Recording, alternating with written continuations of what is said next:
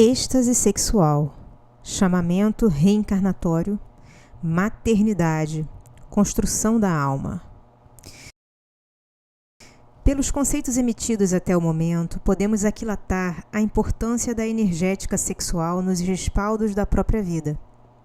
Energia criativa, por excelência, tem tido por parte da ciência avaliações bastante superficiais. Entretanto, lembramos que Freud percebeu alguns de seus ângulos mais profundos, como também alguns de seus desvios. Seus estudos atingiram exclusivamente a zona física, não conseguindo penetrar a grande fonte em que a vida se esteia. Apesar de tudo, mesmo com as avaliações psicológicas mais superficiais, que são as mais comuns, ficamos diante de um imenso quadro ainda por ser equacionado e definido. As manifestações sexuais da zona física, ligadas à zona do psiquismo consciente, já nos fornece um manancial bastante expressivo de análises. Se tentarmos traduzir o êxtase sexual, manifestação magnética desenvolvida pelo encontro dos dois polos, masculino e feminino, ficamos reduzidos na avaliação, devido aos ainda limitados campos perceptivos de nossa intelectualidade. Será que o êxtase sexual teria a finalidade de atender aos sentidos e assegurar a reprodução? Será que funcionaria como exclusivo mecanismo de conservação da espécie? Será que a descarga energética propiciada pelo êxtase sexual visaria, com exclusividade, um bem-estar bioquímico? Ou será que o êxtase sexual construiria algo mais além da finalidade evolutiva? Acreditamos que o êxtase sexual, esta grande reação da vida, além de atender à necessidade procriativa, seria um mecanismo de profundas trocas energéticas entre dois seres. As polaridades sexuais necessitam do intercâmbio para complemento mútuo. As forças sexuais da organização física encontram-se ora na posição masculina, ora na feminina, com finalidade de se juntarem pelo desenvolvimento evolutivo. Seriam polos em constante atração um pelo outro, a fim de se construírem energeticamente. Tudo se iria fazendo de modo que, pelas vivências reencarnatórias, tanto o setor masculino quanto o feminino fossem adquirindo independência pela ampliação das aptidões. O homem, no início da sua evolução, vive pelos sentidos materiais. A pouco e pouco, as fontes profundas do espírito vão se deixando mostrar diante das forças sexuais em evidência. Quanto mais evoluídos os seres, mais conscientes do processo espiritual em atividade. Isto é, quando o amor se desenvolve com profundidade espiritual, o vórtice do êxtase sexual permitirá uma construção específica entre o homem e a mulher, onde as suas respectivas fontes seriam locupletadas e abastecidas. Quando o relacionamento entre o homem e a mulher representa apenas um encontro superficial e de simples descargas de energias, o resultado ficará na superfície, na zona física, sem atingir as forças profundas da alma, porque as suas finalidades foram superficiais e sem a construção espiritual que o amor sério e harmônico pode propiciar. Compreender o mecanismo desse quilate e entender a sua finalidade não será somente consequência de intelectualidade e cultura, mas, possivelmente, o resultado de um processo maturativo alcançado por evolução. Em A Grande Síntese, no capítulo As Vias da Evolução Humana, informa-nos professor Ubaldi, os instintos inferiores, as paixões tempestuosas, são o antagonista na grande luta interior. As grandes renúncias, pobreza, castidade, obediência, são os decisivos embates dos quais a animalidade sai desfalecida, mas que, convém lembrar, só poderão ter valor quando se souber ao mesmo tempo reconstruir, substituindo aqueles instintos e paixões por mais altas qualidades, amores, domínios e paixões mais espirituais. De outro modo, o ser perder-se-á no vácuo de uma infrutífera asfixia. Se ao ser se impõe uma morte no nível animalidade, deveis oferecer-lhe um renascimento no nível espiritualidade. As paixões são grandes forças que não deveis tentar destruir, mas utilizá-las e elevá-las, porque na evolução tudo procede por continuidade. Pelo que hoje conhecemos do mecanismo das energias, das suas atrações e repulsões, das suas emissões e recepções, não podemos deixar de computar o imenso valor construtivo da dinâmica sexual. Claro que estamos a referir os casos harmônicos, ajustados, bem intencionados e sem desequilíbrios de qualquer natureza entre dois seres de sexos diferentes. Desse entrosamento grandioso, por ser, por excelência, benéfico e construtivo, haveria muito mais do que uma atração mútua com finalidade de abastecimento. As emissões de energias que o êxtase sexual oferece poderiam muito bem ser um campo atrativo para os espíritos necessitados de reencarnação. Não queremos dizer que os vórtices do êxtase sexual representem uma porta aberta ao mergulho espiritual nas armadilhas carnais, mas sim um campo específico de irradiações, como se fora um foco atrativo a convidar almas afins que estivessem em sintonia com os pais para, dentro de estruturas dinâmicas apropriadas, envolverem-se no complexo fenômeno da reencarnação. Quando o êxtase sexual não pudesse responder pelo processo reencarnatório, como só vai acontecer em muitos casos pelo esgotamento procriativo feminino ou lesões físicas que prejudiquem o processo, buscaria despertar nos cônjuges a abertura de outros campos mentais de um amor mais purificado, pelo degrau alcançado onde a fraternidade teria lugar de destaque. E aqueles que, por motivos vários, não tivessem o encontro sexual físico, apresentassem condições espirituais bem desenvolvidas na própria alma, conduziriam essas energias criativas para o bem, para as virtudes, para a educação dos filhos da vida e outros movimentos fraternos, a fim de drenarem os seus potenciais acumulados. As forças do bem desenvolvidas entre os seres representam benesses a enaltecer, continuamente, o amor autêntico que se encontra acima de qualquer exteriorização, porém, sustentando os imperecíveis valores que dignificam a vida. André Luiz, no capítulo sobre sexo, em seu livro No Mundo Maior, dá-nos a seguinte referência. Convictos desta realidade universal, não podemos esquecer que nenhuma exteriorização do instinto sexual na Terra, qualquer que seja a sua forma de expressão, será destruída, se não transmudada no estado de sublimação. As manifestações dos próprios irracionais participam do mesmo impulso ascensional. Nos povos primitivos, a eclosão sexual primava pela posse absoluta. A personalidade integralmente ativa do homem dominava a personalidade totalmente passiva da mulher. O trabalho paciente dos milênios transformou, todavia, essas relações. A mulher-mãe e o homem-pai deram acesso a novos sopros de renovação do espírito.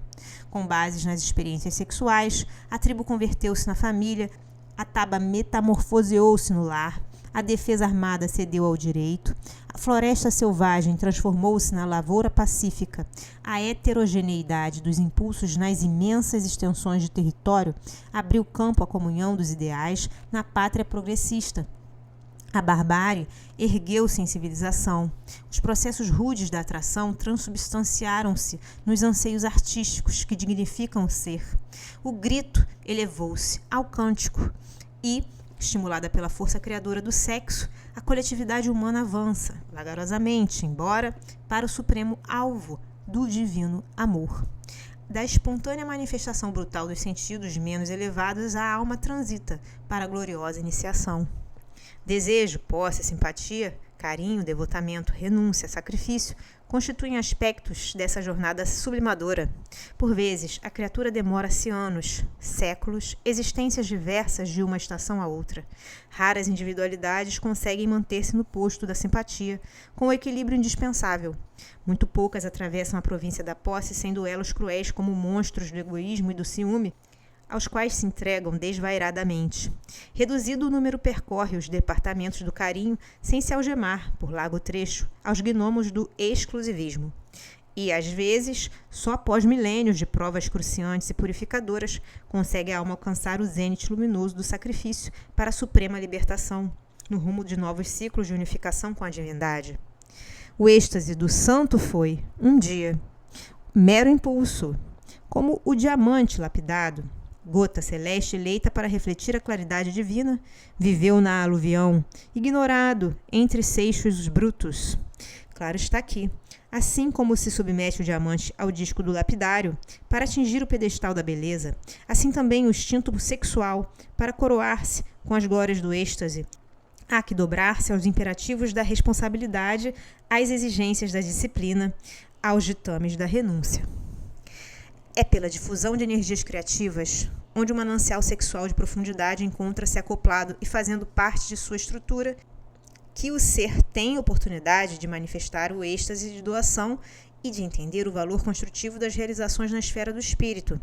Doar energias de modo fraterno, positivo e sem preocupações da oferta, possibilitar a abertura dos campos da vida numa recepção de vitalidade constante e renovações perenes.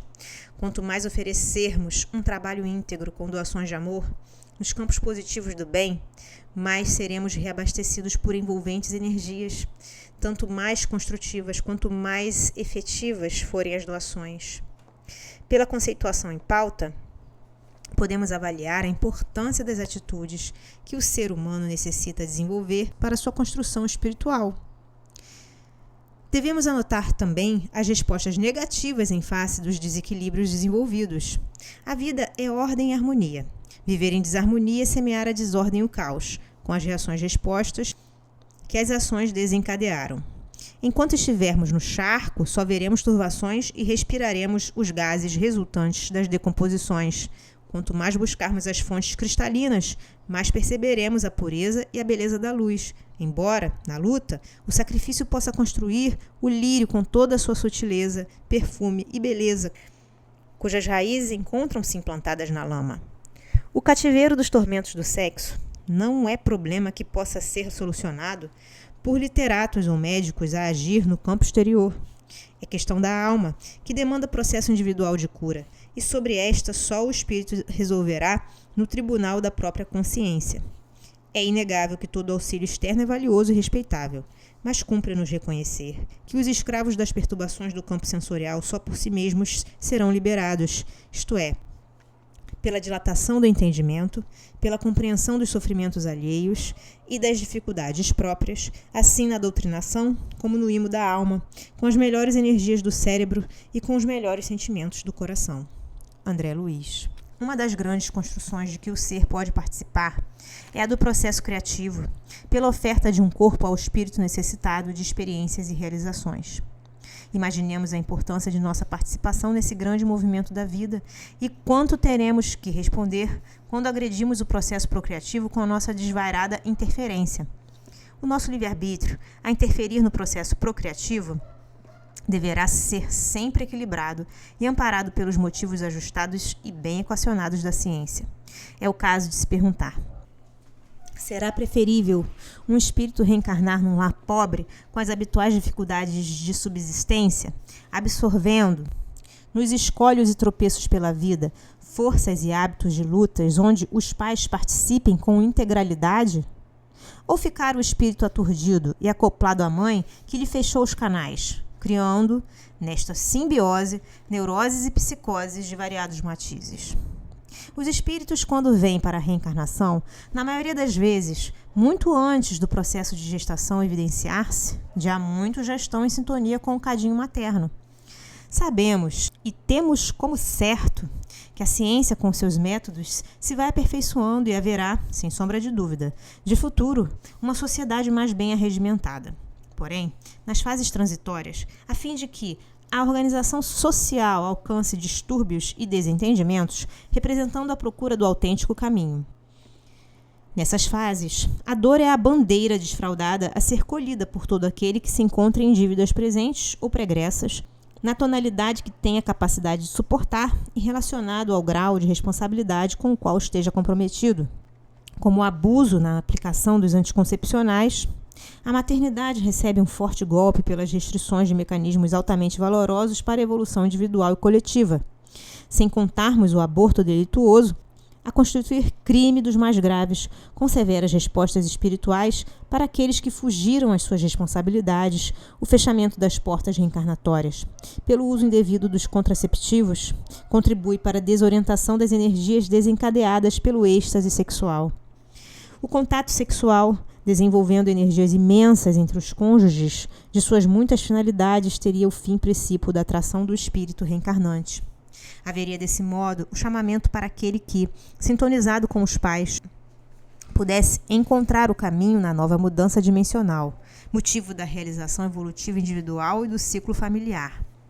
Seus canais destinados à maternidade são neutralizados e fechados. É claro que haverá distúrbios, principalmente no psiquismo de profundidade, isto é, na zona inconsciente ou espiritual, onde as energias emitidas por essas fontes não encontram correspondência com seu ciclo.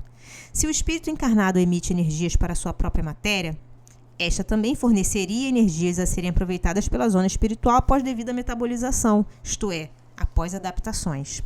Havendo quebra desses mecanismos por causas diversas, pílulas anticoncepcionais, aborto delituoso, é lógico que um dos fatores mais expressivos da vida entra em colapso, com as consequências daí advindas. As energias em desalinho encravam-se na tessitura espiritual do culpado, refletindo, de futuro, as desarmonias como processo compensatório. Somente a dor, com o chamamento de suas vibrações, teria a possibilidade de limpar os campos doentes do espírito desencadeados pelas infelizes atitudes dos que transgrediram a grande lei. A organização do corpo físico ainda constitui o exaustor ideal para o equilíbrio daquele que se encontra temporariamente desarmonizado. Diante dessa assertiva, podemos compreender a importância e o necessário cuidado avaliativo do setor sexual e da conduta que devemos manter diante da lógica de um entendimento mais correto possível. Com os nossos atos menos felizes, estribados em opiniões sem critérios e sem sedimento, não enganaremos senão a nós mesmos. As leis são justas e perfeitas. Os homens, ainda ignorantes das grandes finalidades da vida, encontram-se limitados e, apesar de suas avaliações superficiais, unilateralizadas. Leon Denis, um dos grandes vexilários da doutrina espírita, afirmava que o lar abençoado por uma prole é templo dos pais e altar dos filhos, escola em que a humanidade cresce, guiando o ser ao ápice da destinação para a qual evolui, a perfeição.